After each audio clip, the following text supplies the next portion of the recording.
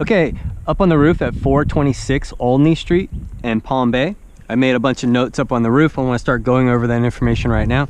I have these 3 reminder arrows before I even get off the ladder to talk about. Number one, just look at the sheer amount of granules from the shingles that have worn off and have washed into the gutters. I mean, this is only what's here, you know, since the last heavy rain. Otherwise, it probably would have washed out again and started over. I'll talk more about the granules in a second, but obviously that's important. The next area is to talk about the drip edge. So we're going to replace this white flashing, it's called drip edge, with your new roof. It comes with it. And then third is to talk about the gutters themselves. The gutters seem to be in very good shape.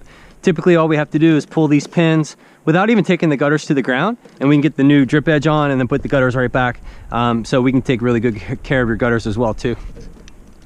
So getting up on the roof, other than the granule loss, the first thing I look for, which I found right away, is just the lift up, or the sheer amount of shingles that have lost that connective bond between the back of the shingle and the roof itself. These guys are, first of all, these shingles are probably the contractor grade shingles that went on with the new house.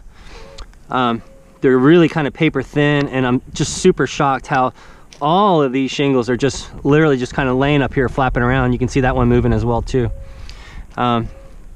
So yeah, you could pretty much go to any side of the roof. I walk this way, we'll get back this way in a second, but look at these guys here, just flopping around. So you could pretty much forget about anything like hurricane related. Tropical storm, 50 miles an hour or more, these shingles are going to lift and then eventually break off. Because, back to the granule loss, the other thing that I see with this roof is the heat, the blistering. You can see all these blister marks. Well, that is pretty much solely due to the fact that you don't have adequate ventilation. You got that one teeny tiny 8-foot ridge vent for the entire house. That's nearly ridiculous for a house of this size. So what we're going to do is, when we redo your roof correctly, we're going to install ventilation on all the ridge vents. So here we're going to nearly almost double that one, and then there's 2 more on the other side I'll show you as well too. And that's going to create much better airflow through your attic, and it's going to reduce the high extreme temperatures in your attic, and you won't get the blistering on the shingles as well too.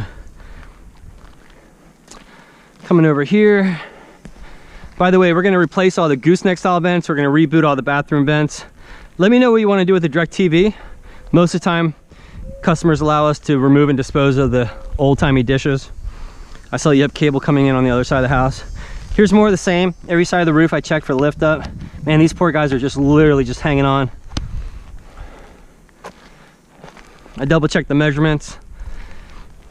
So it's a bit soft in this area here, which is very indicative of where you have water coming off of one roof and then cascading down into another one. You get 100 square feet of plywood replacement with your roof. We'll talk about that a little bit later. So all that will be covered. Here's more of the same. Gosh, look at these guys. And you can see how these guys are moving too.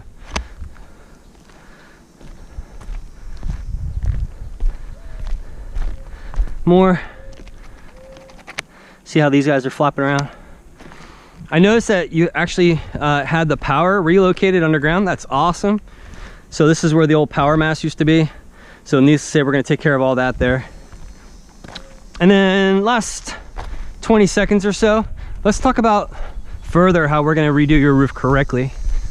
I have a little model up here. Forgive my obvious metal example, right? The top layer is not nearly as important as all the layers underneath that we're going to talk about.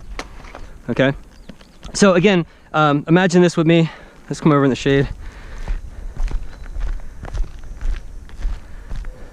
We're going to remove all the shingles, get down to the bare plywood roof.